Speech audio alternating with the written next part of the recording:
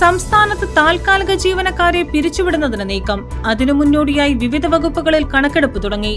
20,000 രൂപ മുതൽ 1 ലക്ഷം രൂപയ്ക്ക് മുകളിൽ വരെ ശമ്പളം വാങ്ങുന്ന 10,000-കണക്കിന് താൽക്കാലിക ജീവനക്കാരാണ് വിവിധ വകുപ്പുകളിലായി ജോലി ചെയ്യുന്നത്.